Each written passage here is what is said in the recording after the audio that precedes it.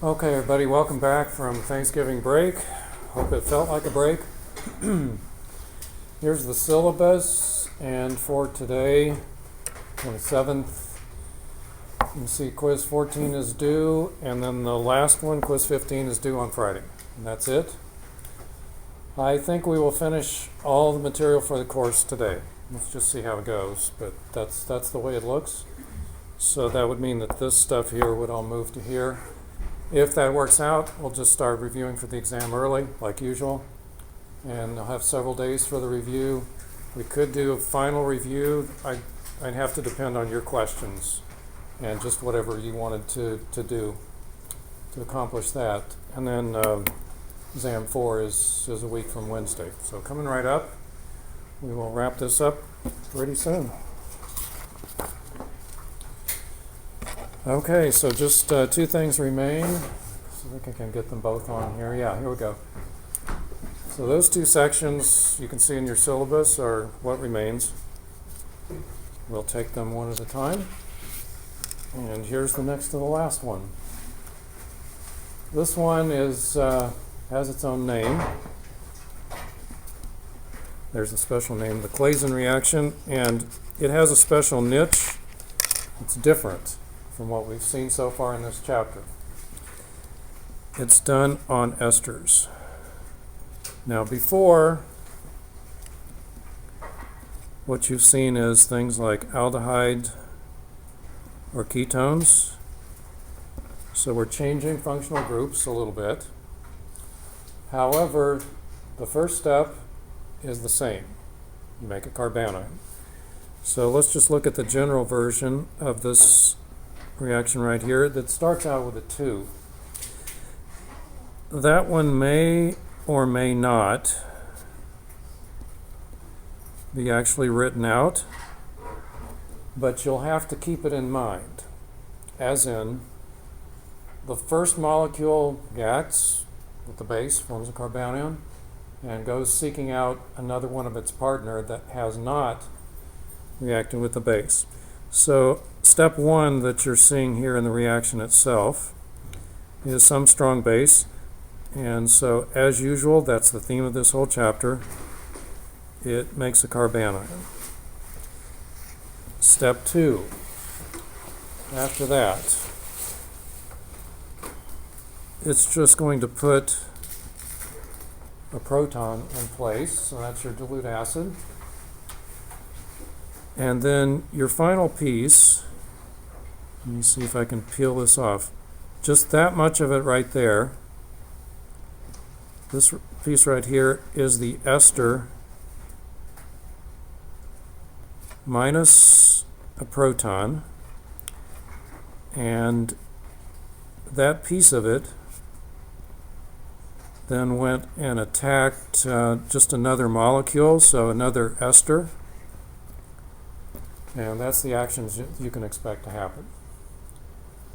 Okay, so here's this piece of it up here. You might call this the other ester, and it lost its leaving group. All right, I hope that's just enough to tell a story without cluttering it up too much. You'll learn this best if we do several examples. Okay, so down here are the examples in your first step. So number 1, you're going to make the carbanion. And in this step, I think I've got enough room here to put this, it's going to look like this. So you'll have your carbon, as always the alpha carbon, the one right next to the carbonyl with its negative charge. So that's step 1. Now of course you've got the rest of the stuff. And the esters, so OET, I'm abbreviating that. There's the carbanion. And then in the next step, actually, let me say this, then displace. In the second molecule, it's going to displace all this stuff. So OET. And the other reactant. And then finally, just to set this apart, add a proton. Okay. Okay, so I guess what I do is imagine that you started out with your first, I'm going to draw this on the right, I think, just to make this easier to follow. So here is your equivalent that lost only a proton. And there's the ethyl group drawn out full. There's that piece of it. And then maybe exaggerate this one, okay? There's your new bond, and it knocked off the leaving group portion of the other equivalent of the ester. Okay, so there's the whole thing. I know that's not the most clean drawing, but if you can follow that much, then it makes sense to jump to the next one. So how about if we keep the right-hand side the same? It'd be, you know, pretty similar. So there's that much of it. And here I'm going to abbreviate that phenyl group with a pH. And the left-hand side, don't you know, wouldn't be that much different. I won't label the new bond now. Just try to keep this a little cleaner. There would be a leaving group in both of these. So that's the piece that got knocked off there. And up here would be plus that piece. The part we care about is where you have a new carbon-carbon bond. So I want to just stop right there and see if everybody's kind of following that. See where the two pieces come from. Again, it's all these reactions look like, well, you got these simple ingredients, two steps right after the other, and all of a sudden the whole framework is blown up, and it looks real different. And it is different because you got one new bond formed. It really explains the big transformation. Big difference all at once. Okay, so let's follow this one more step. It doesn't have to be, the ester doesn't have to be the same thing. So it could be two very different esters.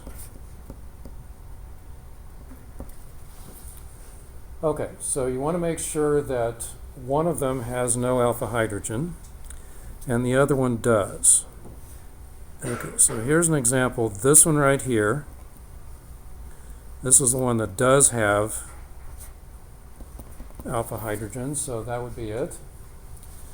And this one over here, you'll want to trace to that carbon right there, of course. This one is the partner that's got no alpha hydrogen. Well, the first step is always going to be the same. So step one, make the carbanion, yank off one of the alpha hydrogens, and step two, I'm going to illuminate this a little bit, form new carbon-carbon bond, and then three. Actually, that's not using consistent numbering. I'm going to change this to 2. And then finally, put a proton in place.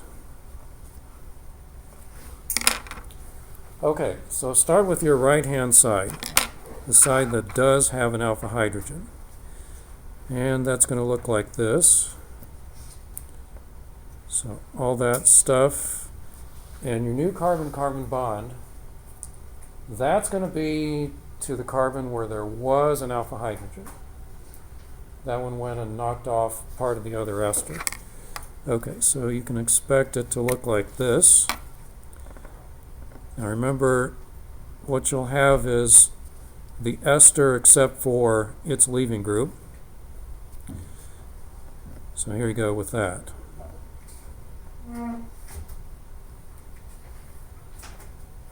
Okay, not bad. That's starting to build up several functional groups, all close to each other. Right there is your new carbon-carbon bond. This one right here, that carbon is the old alpha carbon. On it you had alpha hydrogens.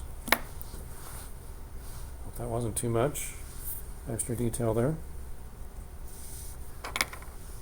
And it also works inside the same molecule. But before going to that, let me see if there are any questions on that first one. If you're following it okay. Again, a big change all at once from simple steps. So this next one. And you're kind of looking at this one and going, well, it's the same on both ends. And it's two esters inside the same molecule. So here's an alpha. Here's an alpha. And the whole thing's symmetrical, so it really wouldn't matter too much which one of them you choose. I guess just to make this one as easy as possible, I'd say, well, one of the alpha carbons, or one of the carbonyls, will wind up inside the molecule. The other one will get possibly not included in the ring. So maybe start some easy way to number. It wouldn't have to be this, but you won't go wrong if you do it like that. So again, step 1 is make the carbanion, and step 2 is put on the proton. So how about to begin with, we kind of wrap this thing in a circle, and number 1 is kind of dented down here, so I think I'll keep it like that. So let's call that one number 1. And that would mean then that number 2 wraps around, so there it is. There's 3, there's 4, and there's 5. Now, anytime you can set up a 6-membered ring to form, you know it's going to be stable. That's the most stable form. 5s are not bad, but 6s certainly are the best. So there's carbon 2, 3, 4, and 5. And then number 6 has a carbonyl group in it. And so I think I'm going to draw it a little differently, off at kind of an odd looking angle. Oh wait, 5 did not have the carbonyl on it. 6 has the carbonyl. So there's the carbonyl looking like that, and the odd thing can be that one. Now I know that's not the usual clean way of drawing bond angles, but that will show you what is the target of what, because, wouldn't you know, right here is, and I want to draw these separately from each other, different colors so you can see them differently. You have the setup for an alpha hydrogen in one spot to attack the carbonyl group on the other end. So something like this. Let's say that we're going to say the alpha hydrogens, I'll try to make this the only label I add to this one. Alpha hydrogens are here, and that means that carbon number 2 is going to be the one that makes the new bond. And I'm not going to draw any, okay, I'll draw a dotted arrow here. What you're going to see is carbon number 2 attack carbon number 6. Now this is inside the same molecule. I'm not trying to draw a mechanism. So I'm not starting this on a lone pair or anything like that. I'm kind of trying to guide you to where to expect the new carbon-carbon bond. So if that happened, anticipate the size of ring you get. 6 is best, 5 is next best, and it looks like that's the biggest ring we could form here. Because if you went from 5 to 1, same thing, no difference. The molecule is symmetrical. You couldn't start out here because there is no alpha hydrogen. That's the only spot. That's the only spot where there is an alpha hydrogen. So getting yourself up to here then, it's, well, let's keep carbon number 2 as a spot we can recognize. I think I'll point it down. So like right there, there's carbon number 2, and it is guaranteed to have formed a bond to carbon number 6. So let's put it up there. All right, that much if you can draw that much correctly and then just put in everything else in the middle, that's really the hardest part. And probably the easiest thing to do is to close the ring first. So 2, there'd have to be 3, 4, 5, and 6. And other than that, you should be good. So there'd be 3, 4, 5. Looks like this ring close to only 5 members. But if you can get that much, the rest should be pretty automatic. The new one is that one right there. Okay, there's the heart of the whole thing. Now, we do still need to go back and put in everything else that was on it. So number 2 has on it carbon number 1. And remember, this is the carbonyl group that supplied the alpha hydrogen in the first place. That's the one that started the whole thing. There's carbon number 1. And its old alpha is number 2, which is out of there now. And what else do we have here?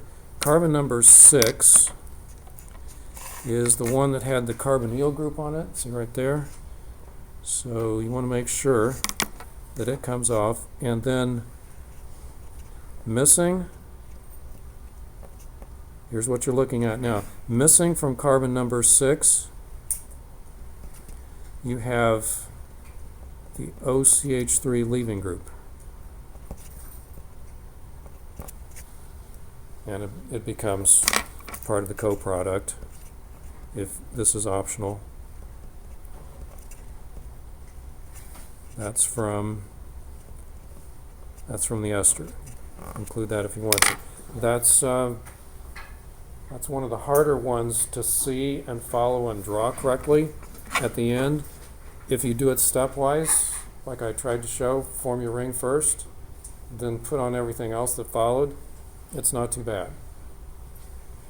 Usually the questions and the confusion come with like carbon 6 here, and what's the similar one up here? That one. It's hard to remember to put in the carbonyl group and leave it there, right? Because it seems like there should be something else next to it. You had all this to begin with, and you had all this to begin with. But it really is the case that one of them totally loses its leaving group. Form your ring, form your new carbon-carbon bond first. That's what I suggest. Okay, questions?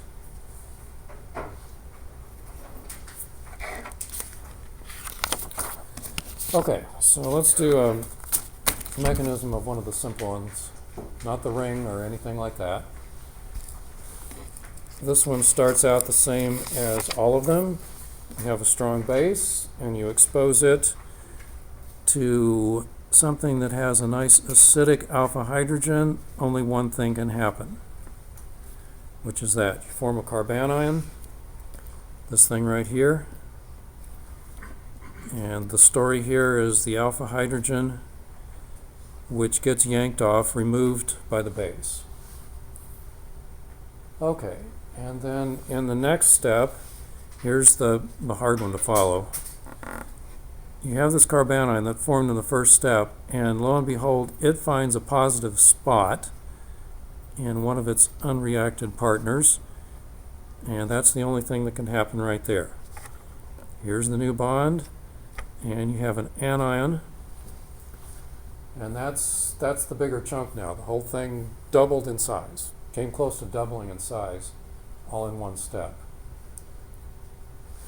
Okay, then the last step is equilibrium, and it simply works like this. You have an anion up here to begin with, that was made in the previous step, and it makes just as much sense for those electrons to revert there and this to go out, meaning that now you have an anion outside the molecule. This is nice and stable.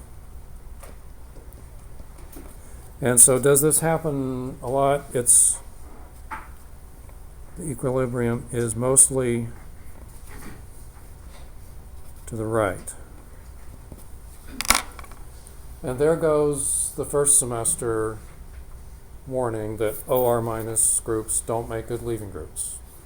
They do in the right circumstances, like this one. Okay, those 3 steps, I hope are starting to look pretty familiar.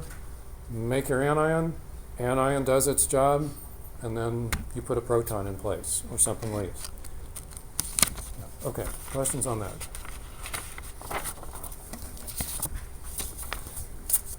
Okay, last reaction. It's this one right here. And it actually starts out with something super old. Conjugation.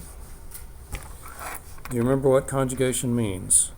It means two double bonds separated by a single bond. It could also be this. Anything where you have two double bonds with only one bond separating them. And I don't know if you remember this reaction, hope so, but here's the connection. The word itself applies to this reactant right here. That is the simplest conjugated organic you could have. And HBr adds to it so that you have the so-called 1,2 addition.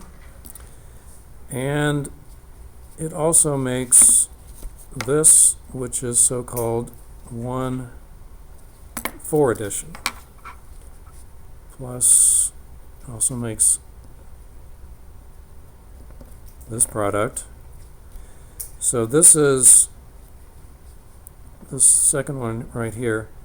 This is a so-called conjugate addition. This one up here, this one's not a conjugate addition. It's an addition that works the way you would have thought in a first semester class. Hydrogen on one carbon, bromine on the next. 1, 2, close together as possible. But there's another option, which is this one. Okay, so there is a new version of this that you can imagine with carbanions. We're in that mode right now. And here's how it works. This whole thing right here is what you would envision as being conjugated. So there's a carbonyl group in it. It's not just two carbon-carbon double bonds. There's an oxygen in one of them. Nucleophile in the first step. You know what that looks like. There's a base. And then put on a proton in the second one. And so the first thing that happens is what you'd expect. So this would be a 1,2 addition. Here's a 1. Call your oxygen number 1. And there's number 2 right there. So sure enough, something new is added to each spot, to each atom in the partnership, and they did it right next door to each other. Simplest possible story. But there's another version of the story, and you might as well extend the numbering out to get this version of it. So you could keep going 1, 2, 3, and 4, and 1, 2, 3, and 4, looking like that. So here's what happened here. Well, let's do a little comparison here. To start off with, you have hydrogen, which adds to number 1. And you have the nucleophile, which is added to number 2. That's non-conjugate addition. Okay, that's kind of what you'd expect. The other option, though, is to do it like this. You say, well, it sure looks like hydrogen added to number 1. There it is. But notice out here, nucleophile adds to number 4. And you've seen that story before. It's this one up here that we had earlier in the semester. Things don't always add next door to each other. When the molecule is more complicated, you've got to look at the whole thing. And this right here, I hope you would recognize as an enol form. And this form right here, you'd recognize as a keto form. And this one is actually preferred. This equilibrium is to the right, as it always will be in keto-enol tautomerism. Okay, so there's the story we're headed for. I want to break down some details of that. And make sure you can kind of follow that. So, why does this even happen? Doesn't seem like it should. So here's what it is. There's a natural resonance that takes place, and it is happening all the time, whether you're monkeying with the molecule or not. So here would be, this would be number 1 up here. Here's number 4. 1 and 4 tracked like that. 2 and 3 we'll just leave alone. That's okay to draw it like that. That's the simplest resonance structure. But there's another one which is also true to some extent, and both of them you need in order to explain the molecule as a whole. So here's one of them. This is the one that has no separated charges. This one has 2 of them. So 2 separated charges, which I'm going to draw in just a minute. And they would have to look like this. You now have a lone pair of electrons that has flipped up to be just on that oxygen, got chased out there. So on that spot, it's an anion. On this spot, this carbon, that's a cation. Now, there's less of this, and there's more of this. But there's always some of this. Right? There's always a little bit. In the backbone of a protein, you'd expect most of it to look like this. There'd be a nitrogen here instead of this. And yeah, that's the way it is most of the time. But in the protein, part of the time it looks like this, which is just enough to stiffen the backbone so that it does not flop around anywhere except at the alpha carbons in the protein. All right, so same kind of resonance structure happens here. You've got 2 separated charges. That's point number 1, I suppose. And it's this whole thing that explains the so-called 1,4 addition. It's addition, it happens that way due to a positive charge, and the nucleophile is going to actually prefer the positively charged carbon.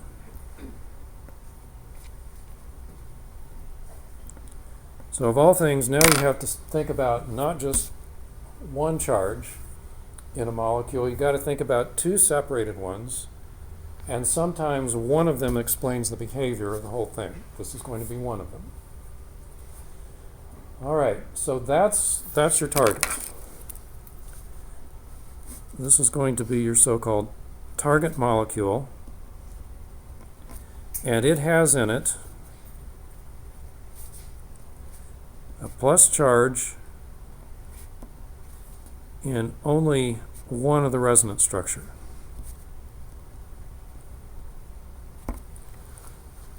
All right, so if you draw this thing, it sure does look awfully innocent. Okay, but what you want to remember is that the whole story, you have to remember, has more than one option. As you look at all of your reactants now, with this being the last reaction, this is as sophisticated as it gets. You look at this and you say, oh, I recognize that because it actually has one positively charged carbon in one of its resonance structures, so that makes it a decent target for a nucleophile. And as that happens, it's prepared to take advantage of this first step,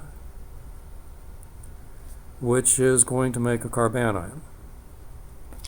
And yes, the 2 of them will combine.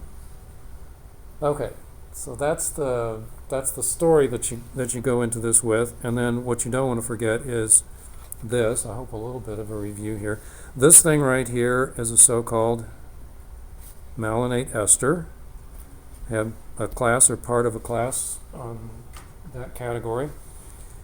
And what that means is It has an acidic alpha hydrogen. Another way of saying that is it readily makes a good carbanion. The location for that is on the alpha carbon. Okay, now this one is drawn kind of wonky. It's off at a funny angle. It's got a longer than necessary bond in order to make a point here. So here's what you've got to envision happening. Here is, see if I can draw this out. This spot right here is what you want to track. So what happened is the carbanion attached to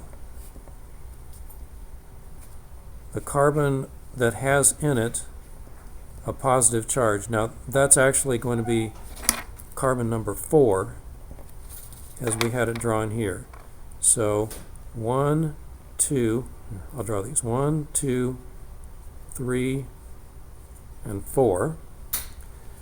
And you've got then the whole crazy malonate ester dangling off that from this spot right here, which was the alpha carbon on the ester. Here's your new bond. Now that's intense. I understand that. You're envisioning a positive charge in one reactant. You're envisioning a negative charge in the other reactant. And you're connecting the two at the spot where those charges were different from each other. Let's do one that's, I won't put as many labels on the next one. So the next one uses as a base LDA man, I guess I should say. So here's what you're going to envision for this step right here. As of that point, you know that you'll have a carbanion. So let's get that. And it will look like this, which I'll draw in bond line form. I'll add 1 hydrogen, emphasize the lone pair, and above all the charge. So that makes the carbanion as of that point right there. All right, that's then the aggressor going into the next step.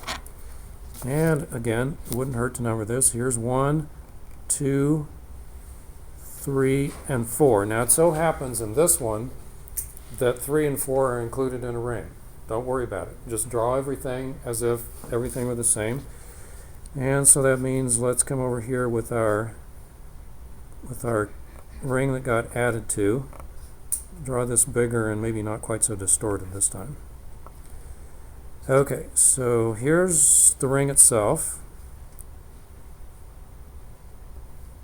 There's that much. And here's 1, 2, 3, and 4.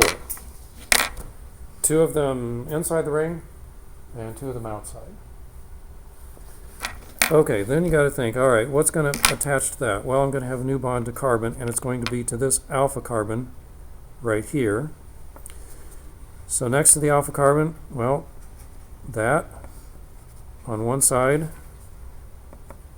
and that on the other side. If you're tracking any one thing here, track that carbon right there. Alpha and alpha. Okay, that's a little cleaner drawn, but not quite so much helpful detail, maybe. Are you seeing how this piece comes and sits up there?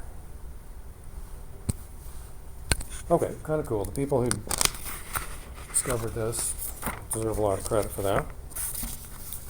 So here's a mechanism for it. This one is, that one's of your first example. Okay, and again, pretty straightforward. First step, always start by pulling off an alpha hydrogen. A pair of electrons reverts to the carbon, making a carbanion. So there it is. And then in the next step, the carbanion attacks. Now watch out here.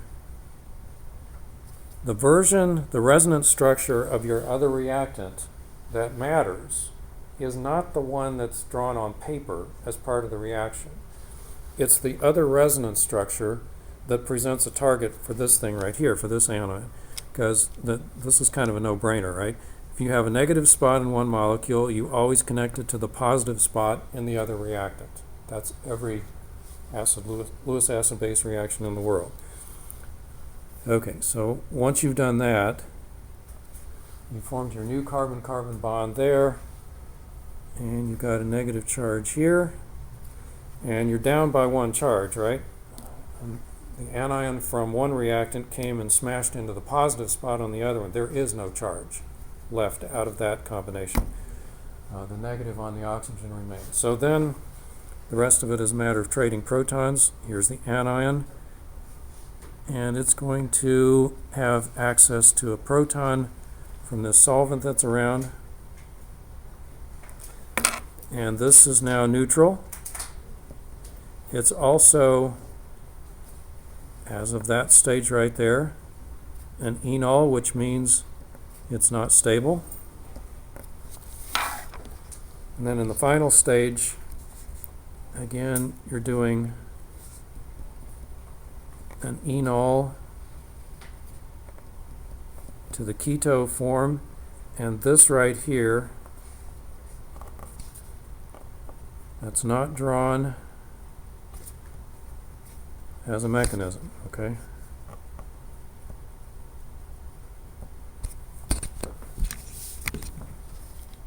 You know which of these two is more stable. This one's less. This one's more.